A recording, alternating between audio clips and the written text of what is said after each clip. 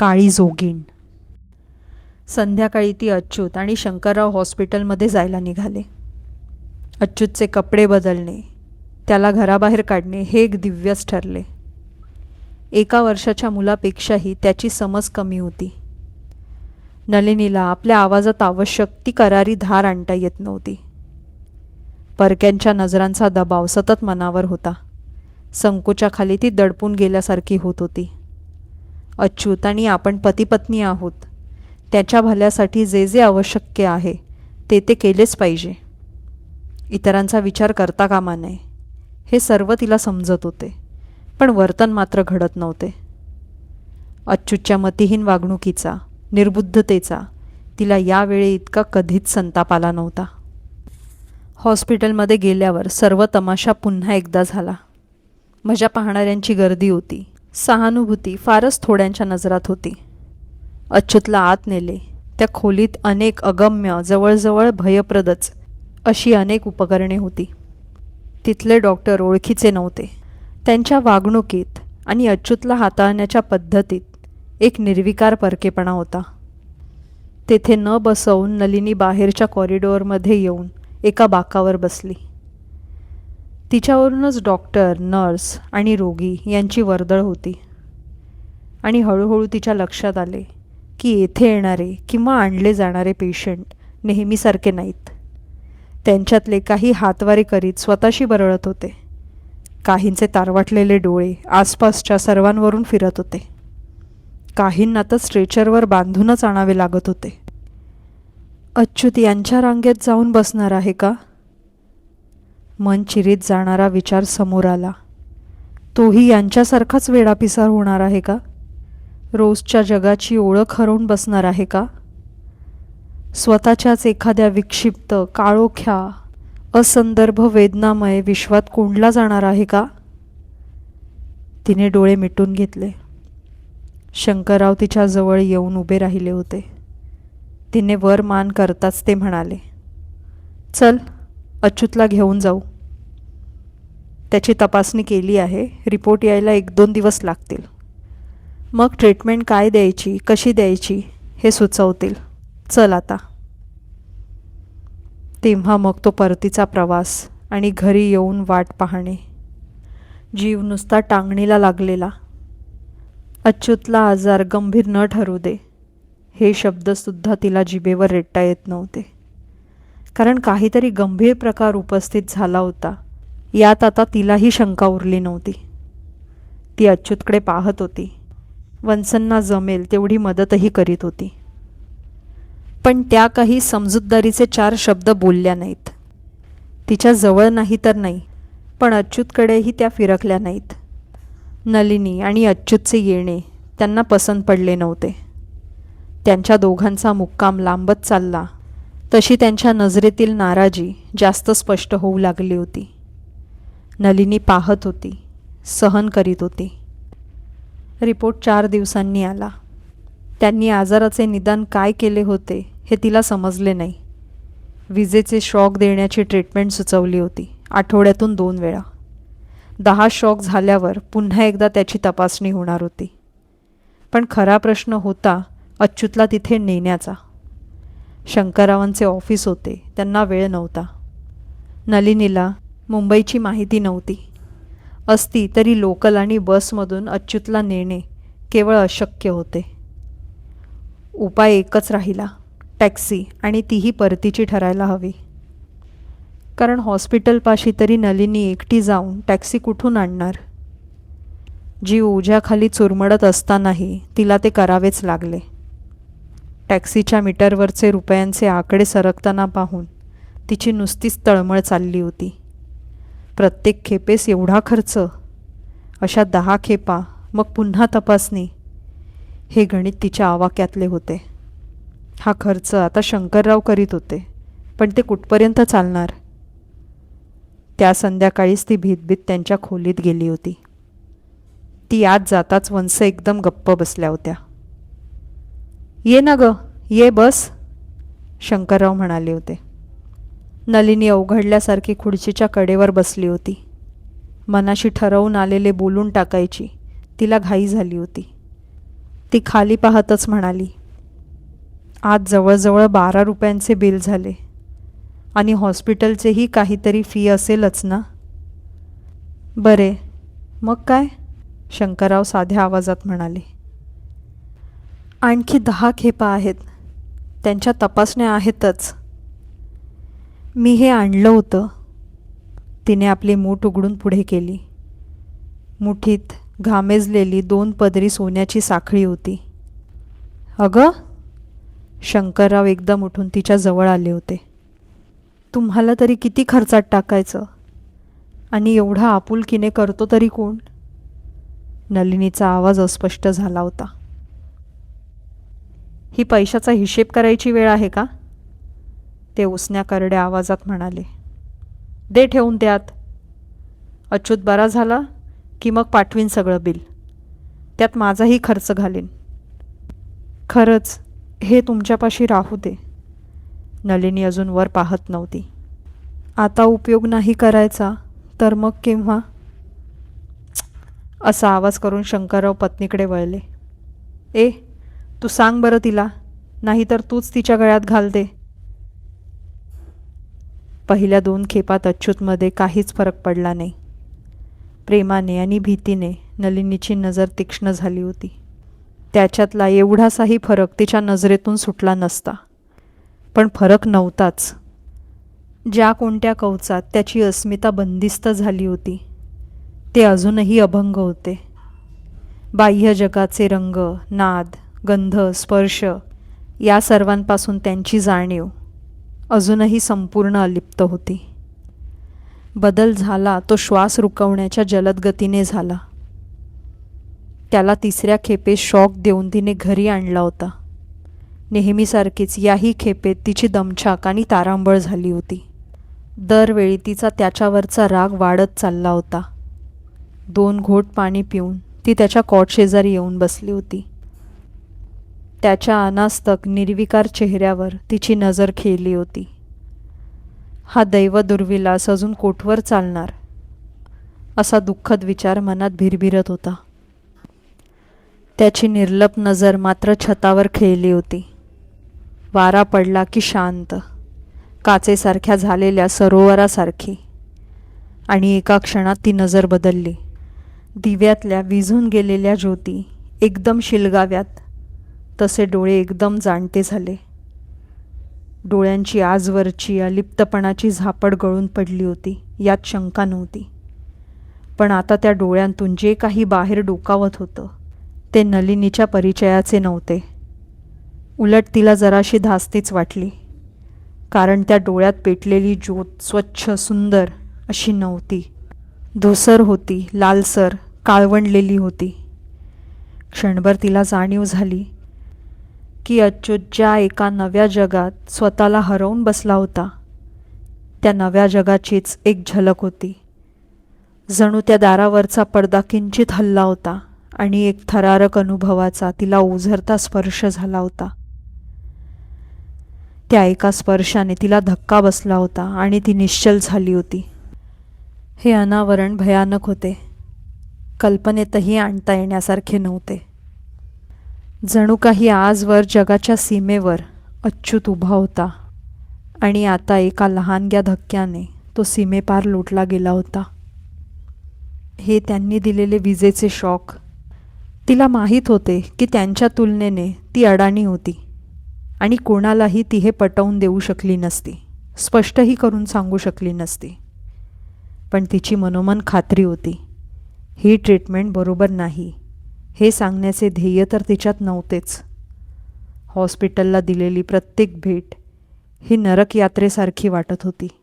मनाचा चुराडा होत होता, शरीराची संतापाने लाही होत होती. अच्युतमध्ये सुधारणा होण्याऐवजी एक चमत्कारिक बदल मात्र होत होता. नजरेवरची ती धुरकट छाया कायमची स्थिर झाली होती. खरा अच्युत त्याखाली गडप झाला होता. तिला आता त्याची भीती वाटायला लागली होती, कारण आता त्याची तटस्थता संपली होती आणि तो एक वेगळा, जरासा भयानक पवित्रा घेत होता. वंसचे वागणे दिवसागणित असह्य होऊ लागले होते. अच्युत नलिनीचा मुक्काम आणि त्यांच्यासाठी होणारा खर्च याबद्दलची त्यांची नाराजी आता त्यांच्याही डोळ्यात स्पष्ट झाली होती. त्या नलिनीशी एक शब्द बोलेनाशा झाल्या होत्या. त्यांचेही वैर तिला टोचायला लागले होते. हे दुहेरी कोंडी असह्य होऊन एकदा तिने शंकररावांपाशी आपले मन मोकळे केले. वाघ की वाघोबा ही वेळ केव्हाच मागे गेली होती. स्पष्ट बोलायची वेळ आली होती. वत्संना आपलं राहणं पसंत नाही आणि त्यांच्यातही काही सुधारणा नाही. हे किती दिवस चालणार असं? डोळे पुसता पुसता ती बोलत होती. त्यापेक्षा मला आमच्या घरी पोचवा. काय व्हायचे असेल ते घरी होऊ देत. बाहेर तरी तमाशा नको. शंकररावांनी दोनदा तीनदा तिला सांगण्याचा प्रयत्न केला, पण त्यांच्याही शब्दात जोर नव्हता. त्यांचा चांगुलपणा त्यांच्यापुरता मर्यादित होता. वत्सनवर काही एका मर्यादेपर्यंतच ते अधिकार गाजवू शकत होते. नलिनीला त्यांचा राग आला नाही. त्यांनी केलेले उपकारच इतके होते की त्यांच्या भाराखाली ती दडपून गेली होती. अच्युतला कसाबसा गाडीत चढवल्यावर ती जेव्हा शंकररावांचा निरोप घ्यायला मागे वळली, वत्स लांब उभ्या होत्या. तेव्हा त्यांनी एक पाकीट तिच्या हातात दिले होते. डॉक्टरांचे रिपोर्ट आहेत त्यात, ते म्हणाले होते. गाडी सुरू झाल्यावर तिने ते पाकीट फोडले होते. तेव्हा तिला दिसले की त्यात डॉक्टरांचे रिपोर्ट होतेच, शिवाय 10-10च्या 30 नोटाही होत्या.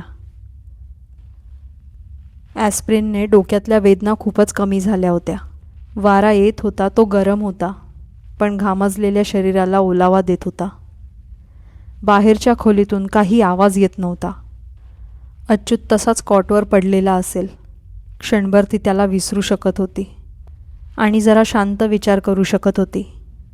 शांत विचार आवश्यक होता, पण तेव्हा तिच्या मनात आवश्यक तेवढा तोल किंवा प्रगल्भता आली नव्हती. गेल्या 3 आठवड्यात आपल्यात एक खूपच मोठे स्थित्यंतर झाले आहे, याची तिला आता जाणीव झाली. या 3 आठवड्यात ती खूप नवे शिकली होती.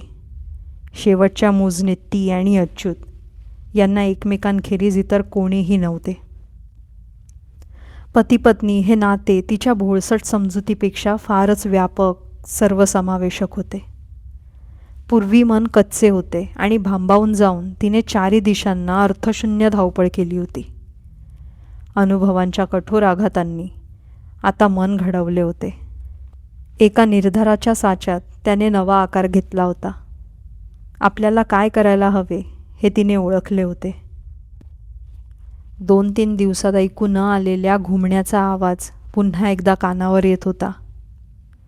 विजेचे शॉक थांबले तरी अच्युतमध्ये होत असलेला बदल थांबला नव्हता.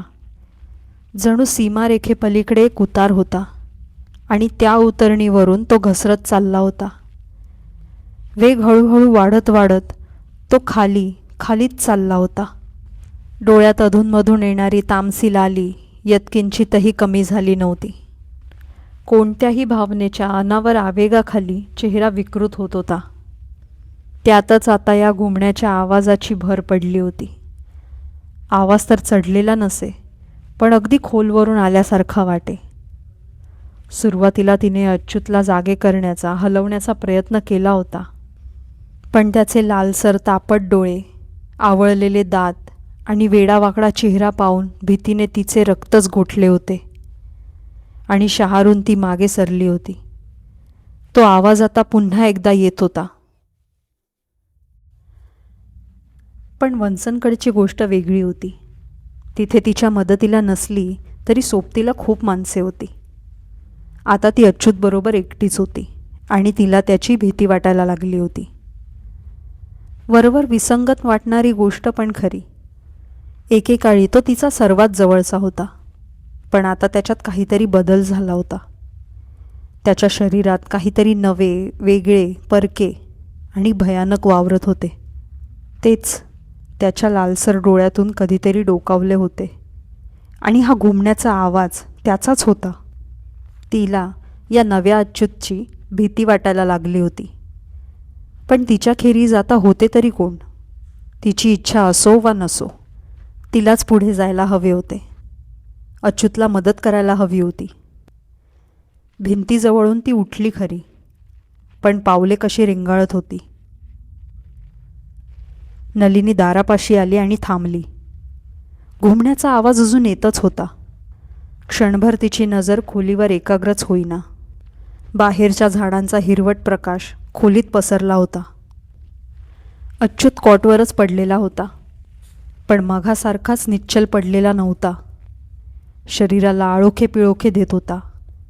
ती खोलीत आली. त्याच्या कॉटजवळ येऊन उभी राहिली. त्याचा चेहरा इतका भेसूर दिसत होता की तिला तिकडे पाहावेनाच. तो डोळे घट्ट मिटून घेत होता. पुन्हा खाडकन उघडीत होता. त्याच्यातील जळजळीत नजर साऱ्या खोलीभर भिरभिरत होती. हातांच्या मुठी घट्ट आवळल्या जात होत्या, परत उघडल्या होत्या आणि कडक बोटे पंजासारखी वाकडी होत होती. आसपासचे काहीतरी ओरबाडून काढायची खटपट करीत होती. शरीरही सारखे वेडेवाकडे होत होते आणि तो घुमण्याचा आवाज आवळलेल्या दातातून सारखा निघत होता. हे उघड होते की अच्युत समोरच्या जगाची ओळख पार विसरला होता आणि स्वतःच्याच कोणत्या तरी विलक्षण आणि भयानक सृष्टीत कैद झाला होता. कैदच, कारण त्याला स्वतःलाही तो अनुभव असह्य होत होता. ती त्याच्यासाठी काय करू शकत होती? कोणत्या उपायाने ती त्याच्यापर्यंत पोहोचू शकत होती? जेव्हा नाद, स्पर्श, दृष्टी, गंध या रोजच्या अनुभूती निरर्थक होतात, तेव्हा एकमेकांचा संपर्क साधला जाणार तरी कसा? या दोन पातळ्या इतक्या भिन्न होत्या. अटॅक जितका अचानक आला होता तितकाच अचानक ओसरला. अच्युत शांत झाला. दमछाक होऊन श्वास धापांनी येत होता.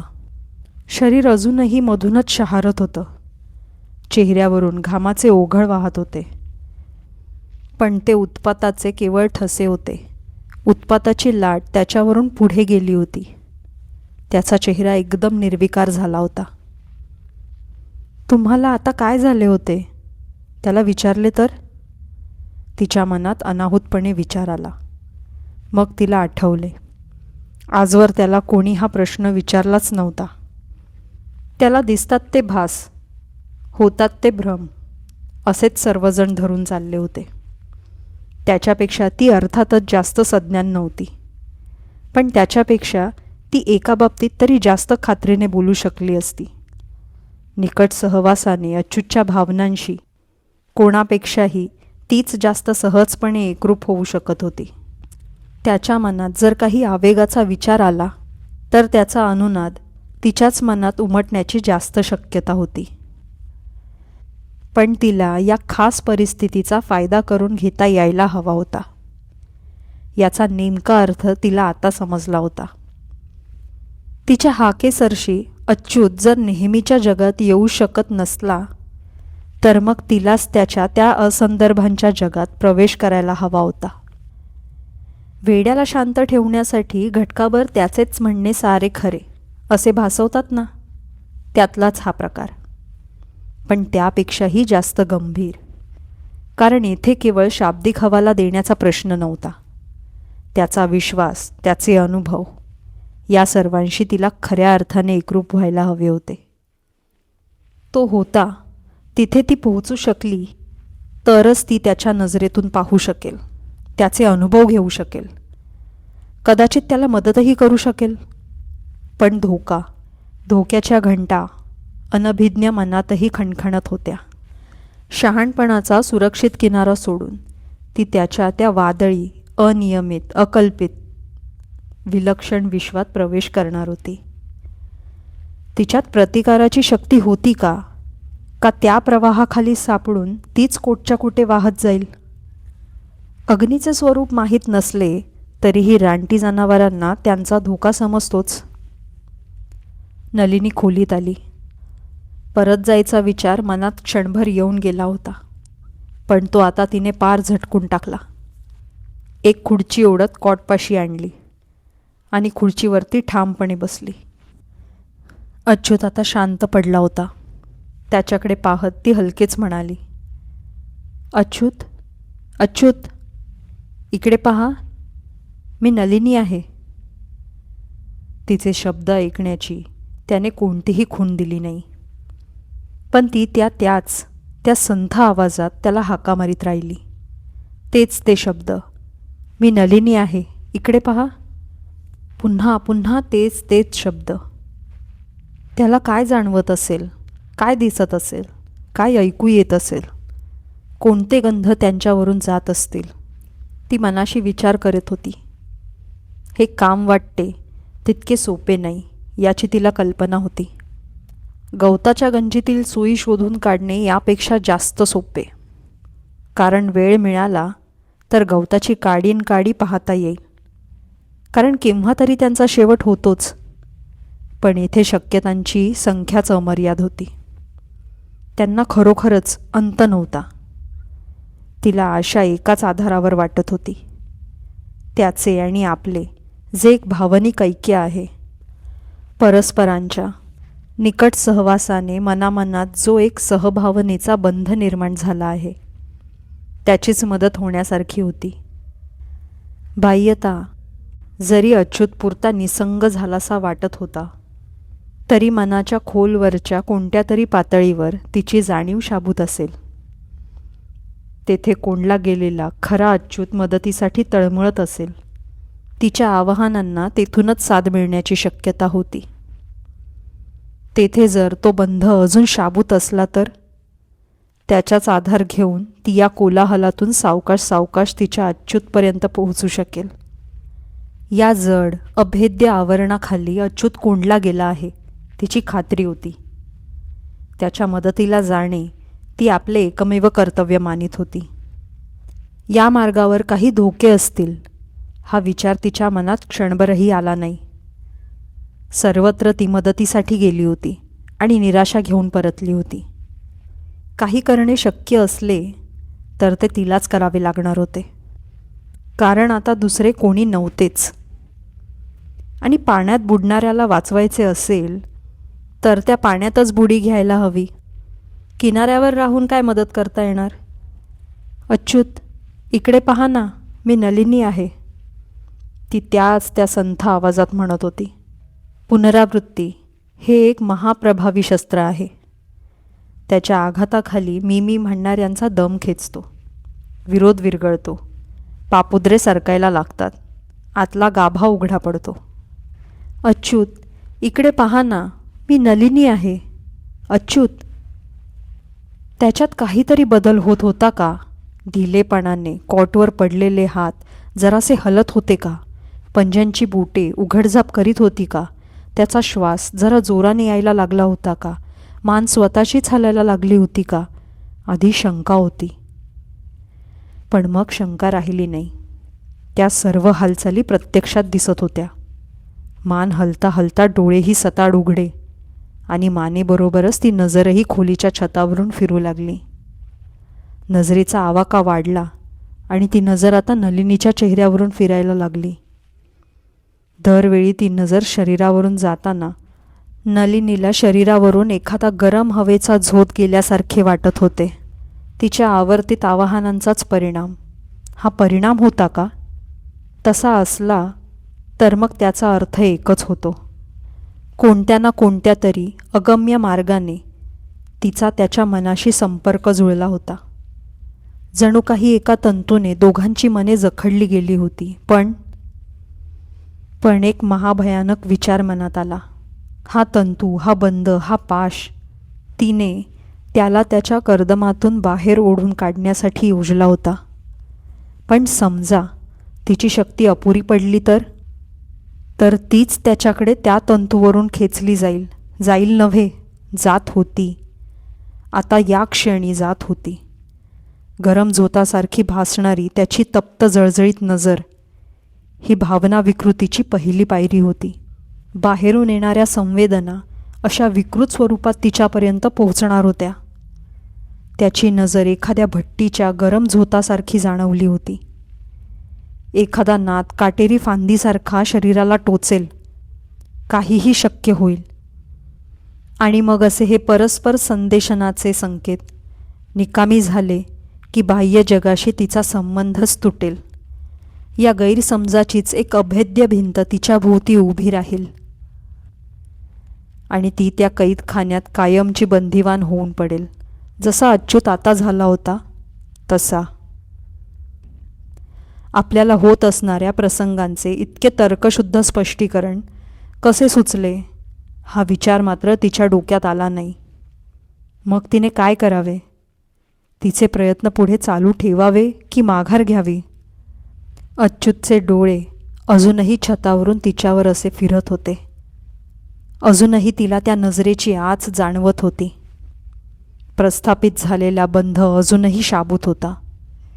त्या क्षणी नलिनीने एक असामान्य धैर्याचा निर्णय घेतला.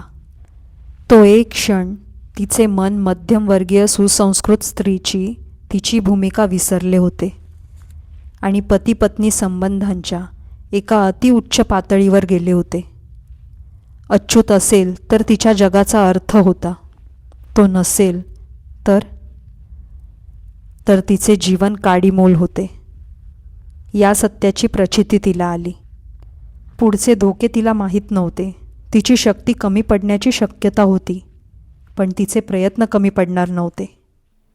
तिचे मनधैर्य कधी खचणार नव्हते. त्या क्षणी अच्युतबद्दलच्या अनिवार्य प्रेमाने तिचे मन अक्षरशः गहिवरून आले. ती त्याच्याकडे वळली आणि त्याला स्पर्श करीत म्हणाली, अच्युत, इकडे पहा ना, मी नलिनी आहे. अच्युतने तिच्याकडे पाहिले.